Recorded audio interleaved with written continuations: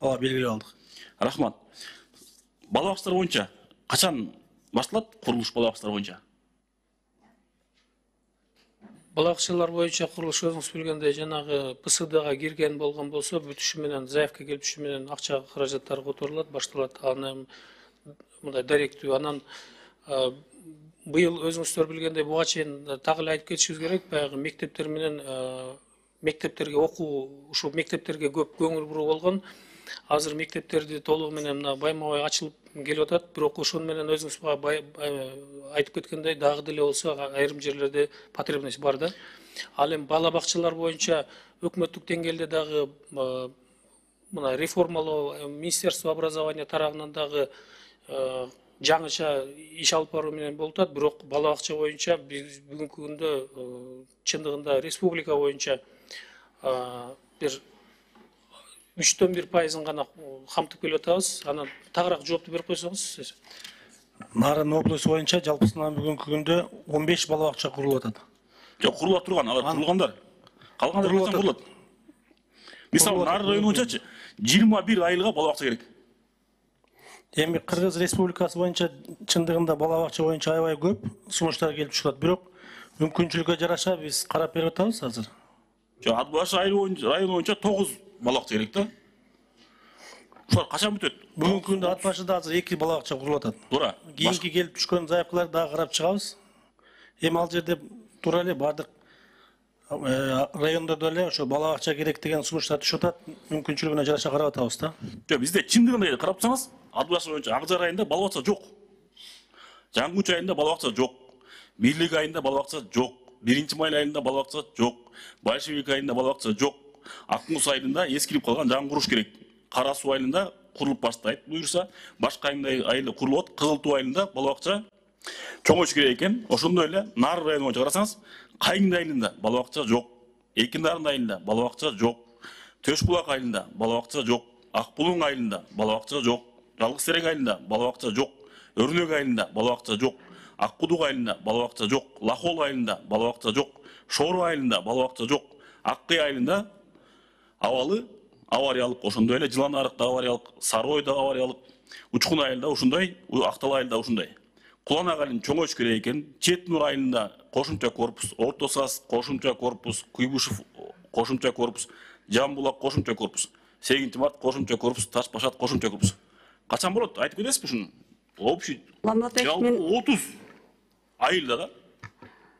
Саламатсыздарбы, Нурбек, рұқсат берсеңіз, финансы министрінің орынбасары Дүйшөбек Ажибек, бала бақшалар боюнча біз жогоруда айтып кетишти, аябай керек боюнча биздин өлкө боюнча эле абдан көп да.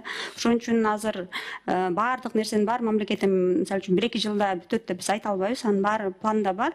Турат, бирок эң негизгиси азыр болсо жана спальный месталарды дагы көбөйтүп, аларды көбөйтүү боюнча, анан жеке ишкерлерге уведомлениени эле берип ачуу боюнча жумуштар жүрүп атат да, ошолор менен көбөйткөнгө. Анан башка багы өнөктөштөрдөн дагы каражаттарды сурап келип салуу боюнча сиздер билесиздер, жана 9 бар мектептер бар Россиядан алып аткан, ошондой эле башкалардан баарысынан иш жүрүп атат да. Эми азыр мисалы үчүн бул бүтө калат деп биз айта албайбыз, бирок аябай эмени ушул 2 жылда чоң иш алып барабыз деп азыр жумуш жүрүп атат. Рахмат, туура түшүнөбүз.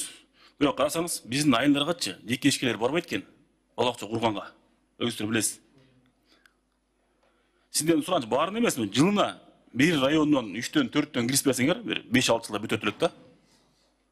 Уланболотбек, мен дагы ошондой бала бакчасы жок жерден төрөлүп чоңоюп келгенмин да. Мен да сиздин айтканыңыз картинаны өз көзүм менен, өзүм жон терим менен билем да. Бул боюнча ошондуктан баягы мына кыйла көптөгөн немелер жылып калды. Мен да оюм боюнча азыр ошол заявкалар менен потребностька бюджет мүмкүнчүлүгүнө жараша сиздин оюңузду ошол немеге коюшубуз керек да. Ага чейинки мына тез арада чечиш боюнча мына өкмөт башчысынын министрлер кабинети төрагасындагы ошо берген жанагы жатак орундарын, жатуучу орундарды трансформер сыяктуу кылып, залдарды мындай универсалдуу колдонуп, көпчүлүк баланы тарбиялоону колго алуу жүрүп атат. Буну биз эске алалы, сиздин сунуштарды. Сиздерден сураныңыз талап. Бир райондон 3-төн бала бакчанын тизмесин берейин, кирип билесиздерби?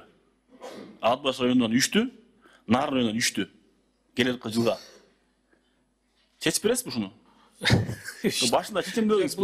Бул тизме мына ошол билим берүү министрлиги менен архитектура курулуш органы менен анан финансы министри бул министрликтер менен барып өкмөт башчысы менен бекитип турган маселе. Туура. Муну документ Биз бул нерселерди жанагы потребностька карата, кескин зарылчылыкка карап туруп сөзсүз карап берели. Анан окончательно ошончонун баарын чечип берип коебуз дешти баягы. 3-төн былтыр министрликтер өзү чечип берди эле. Бул эми башында сурабадым. Сиз чечесизби, чечем дедиңиз, туурабы? Суроом. Чечип бериңиз.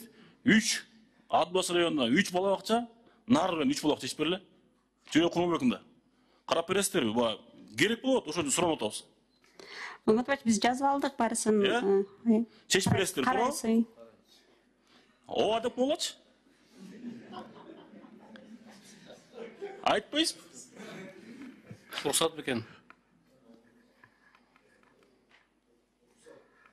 Урматтуу Улан Болотбекович, ушу сиздин сурооңузду мындай канааттаныш үчүн бүгүнкү күндө өкмөттүн программасы бар, льготное кредитование для развития дошкольных образований деп. Бул боюнча азыр 2 мамлекеттик банк иш алып барып атат, Айыл банк менен Элдик банк. Ошол айыл жеринде дагы шаар жеринде дагы жеке бала бакчаны уюштуруп алганга ошол каржылоо системасы боюнча. Биздин айылга эч ким барбайт минтип. Эч ким барбайт. Айылдарга барбайт. Бул шаар жеринде болушу мүмкүн. Бирок айыл жеринде болбойт, ишке ашпайт бул. Сиздерден суранчы. 3-төн бала бакча чечип бериңиздер. Рахмат.